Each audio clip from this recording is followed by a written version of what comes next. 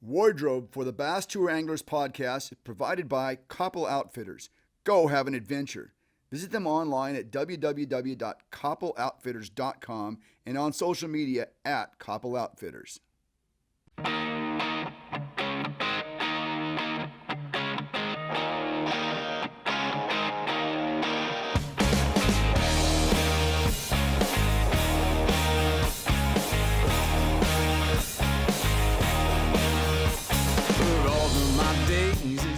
Hello everybody, welcome to our Pro Tactics segment. Our guest today is a shining star in the world of professional kayak bass fishing. He's been fishing kayak bass tournaments since 2014. In 60 events, he's won 14. He's got 40 top 10 finishes in those 60 events. He's got an outstanding YouTube channel with nearly 600 videos, and they're all excellent. I've watched almost all of them. Please welcome to the show, Greg Blanchard. Greg, thank you so much for being with us today. Thanks for having me. I appreciate it.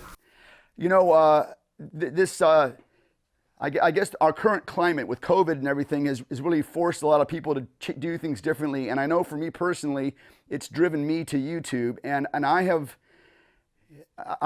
just found a lot of different things that I like to watch. And your channel is my favorite. I watch your show. Try not to sound like a fanboy here, but I watch your show probably within the first hour when they come out. So that's a great tribute to you. Anyway. Kayak bass fishing, it really is its own thing. I mean, it's got kind of its own genre of fishing. Do you agree with that?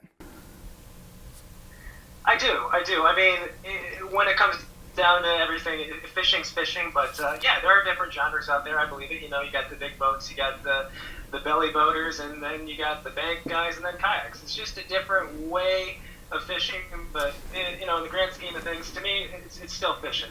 I love it because, you know, I've grown up and I've been a bass fisherman all my life and a boat fisherman.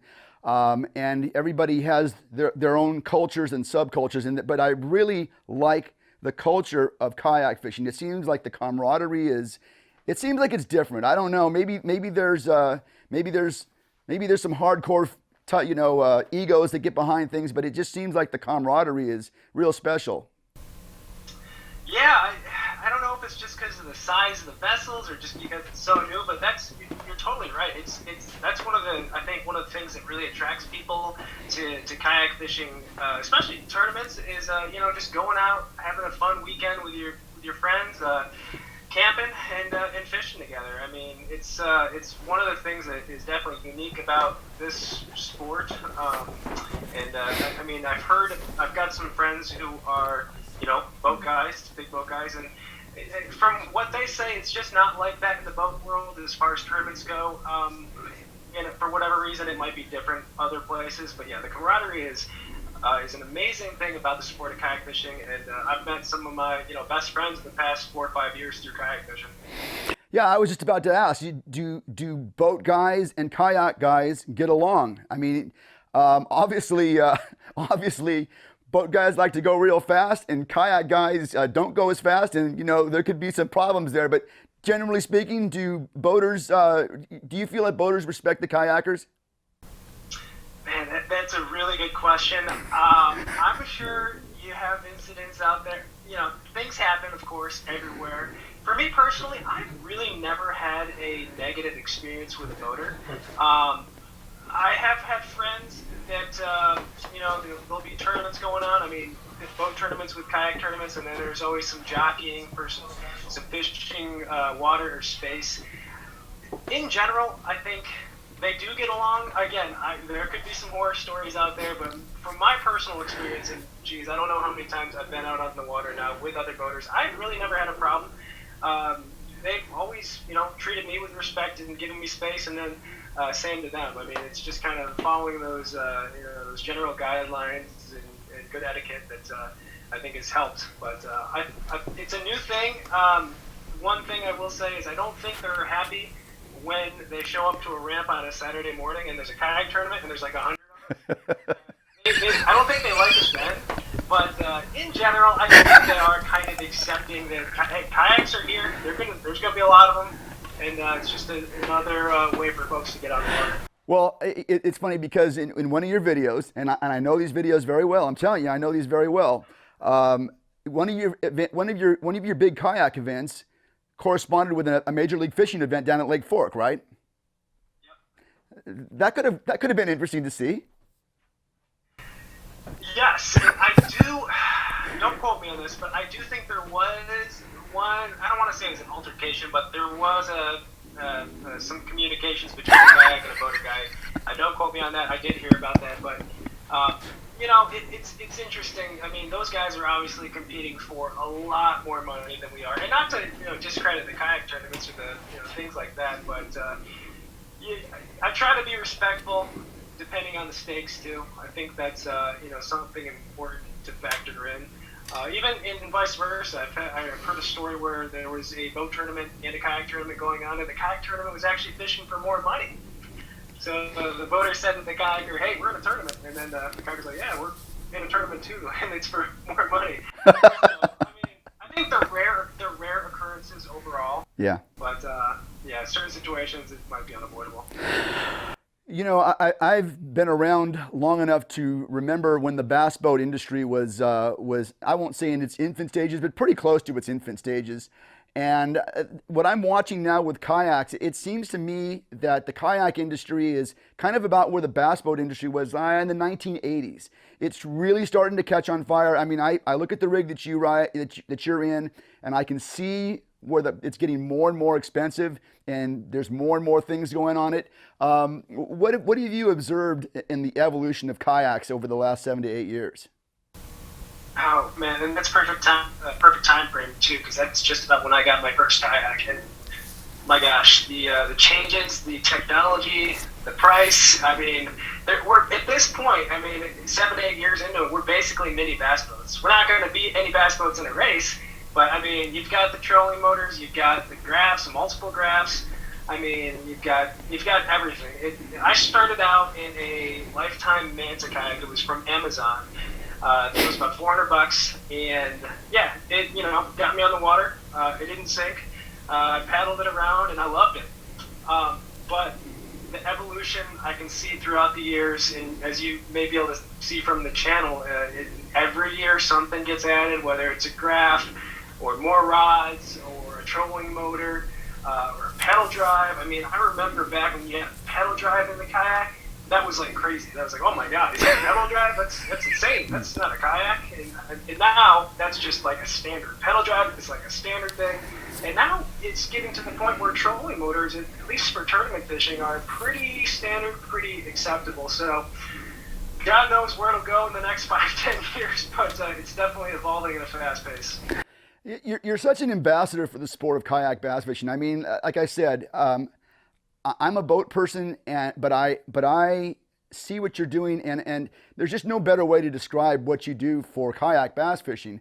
Do you sense that this is kind of the next big thing, because it is so attainable by people financially, and so I mean, obviously you can spend a lot of money on it, but it seems like it's kind of the next big thing that's going to put more people out there on the water.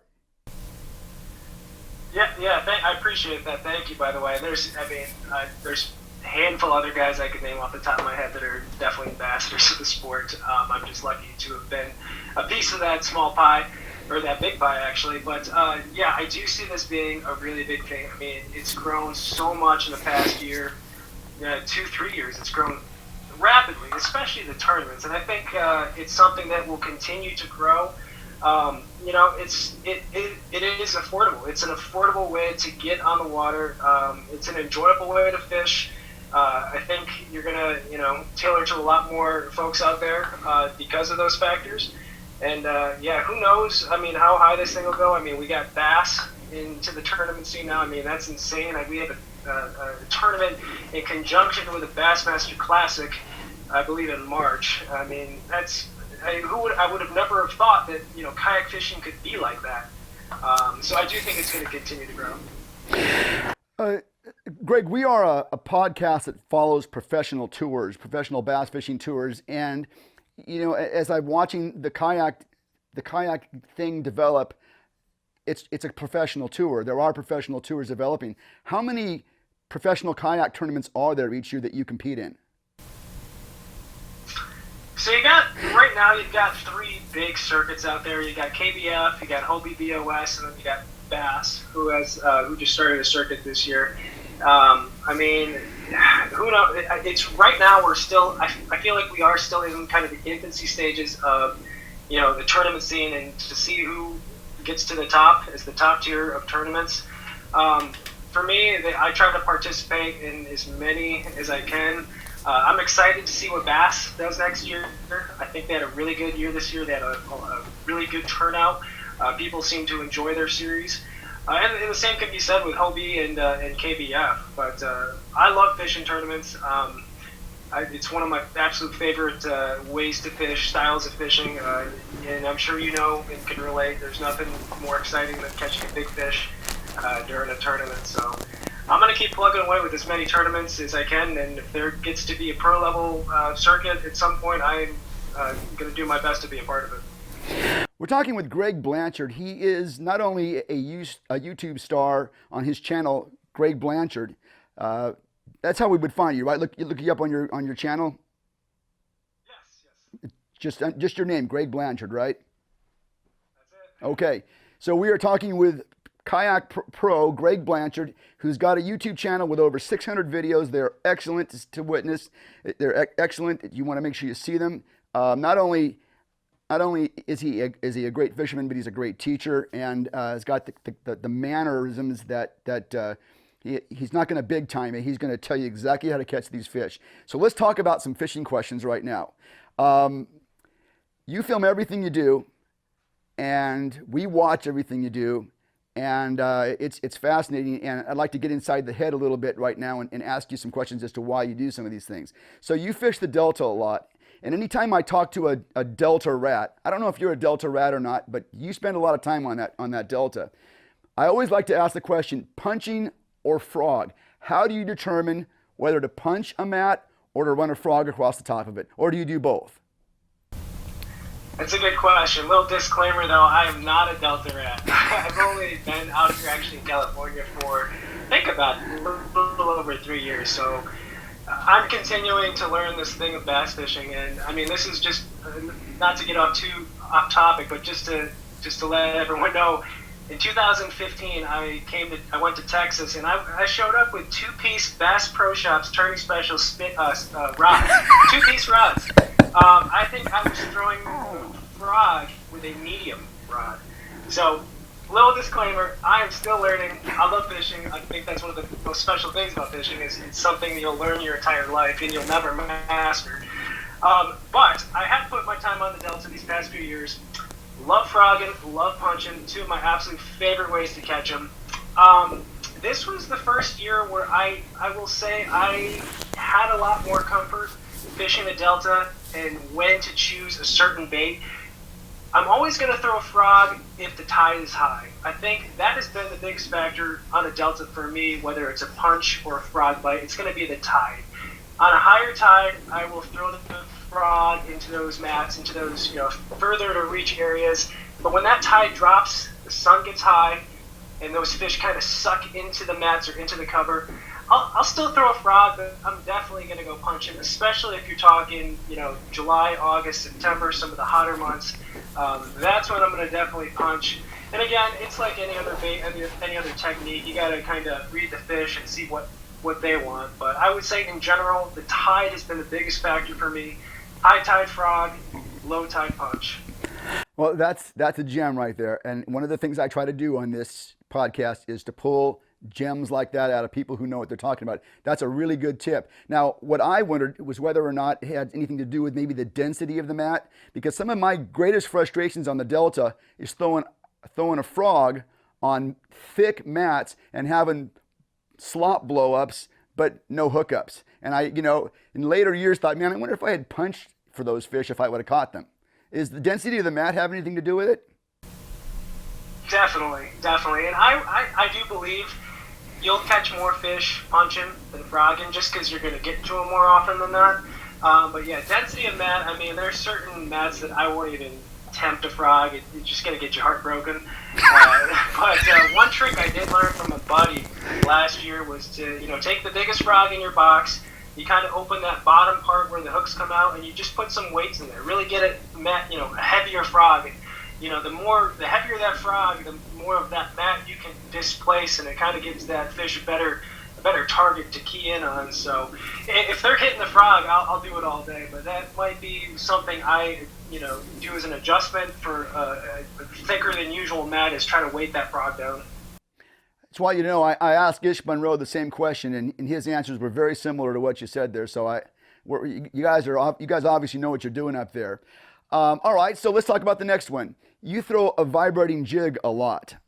I never see you pick up a spinnerbait. Now, I'm an older guy, and spinnerbaits are what we threw, and I still like the spinnerbait, but I just noticed I don't think I ever see you pick up a spinnerbait. Why is that? I think I own one spinnerbait right now, and it's got a rusty hook. Good question. You know what? I just developed a lot of confidence in that chatterbait, and it's hard to put down just because it seems like it always works when they're biting something moving. I really like it on the Delta though, and I do have a theory. This could be completely wrong, but if you look at a chatterbait in the water, you kind of even get close to it and kind of hear that clacking, that vibration. I mean, crawfish are one of the most common forage on the Delta, and the reason some of these Delta fish get so big.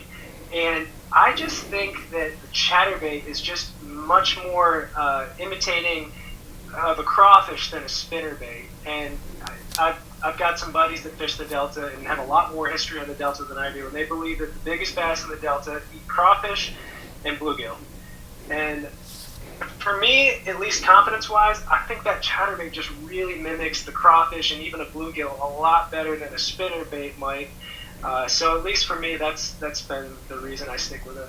No, I mean, I think those are very legitimate answers. I think that, I don't want to say that the spinnerbait's going away, but I mean, the chatterbait comes through grass better too, doesn't it? Yeah, I believe so, and through wood. And if I were to fish other lakes, so this is strictly speaking of the Delta, but I haven't caught a chatterbait fish on any of the reservoirs out here. Places where you think you might be able to get them certain times a year. Those would be areas where I'd be more likely to throw a spinnerbait if I had them, but more like A-rigs and blade bait, stuff like that. But I think that chatterbait on the Delta, with the crawfish forage, is just, there's something to it where, even if you look at tournament results and what the guys were using, it's always a chatterbait. Very good. Okay, next question. I noticed that in your soft plastic finesse situations, you always go to a drop shot. I don't think I've seen you shake a Texas rig worm. I don't know that I've seen you fish a Ned rig very much, or a Carolina rig. Is that just because it's a confidence technique, or is it because the drop shot is kind of a happy medium for all those techniques? 100% confidence. 100% confidence. I don't think I've ever really thrown a Carolina rig or shaky head. Maybe thrown a Ned rig a handful of times. Again, I'm still learning this thing, so I got some time to play with some new techniques. But mainly confidence. I really am confident with the drop shot, at least how it feels and how to work it. I might adjust the leader length or the weight length of the weight from the bait, and occasionally make it longer or shorter. But for me, it's confidence. I know the other techniques catch up, but you've probably heard this before, and I'm sure. Confidence is huge in fishing. You gotta be confident with what you're throwing, and that's what I'm confident with, at least right now. Fair enough. Now, last fishing question, unless I come up with another one. But recently, you posted some swim bait episodes on your channel. And is this something you're moving towards doing more of, or is just kind of experimenting? I'm fascinated because it's really a different mindset, fishing for one bite as opposed to fishing for numbers. Is this something you find yourself moving towards, or just experimenting? I do. I feel like I will be moving towards it gradually. I love the idea of throwing a big bait all day, and I have yet to get a bite on one, but I am going to, at least this year, spend some time throwing the bigger baits, get the right equipment, try to learn a little bit more. I've been doing my research, doing my homework, listening to podcasts and watching YouTube videos, but I am intrigued by it. I'm intrigued by the whole history of Southern California, and I mean, there's a ton of it, as you know. I mean, the history of swim baiting in Southern California is just, it's phenomenal. I mean, I would love to hear more stories about that. But it's something I'm definitely intrigued by, because I do believe Northern California is the place you want to be throwing big baits. Yep.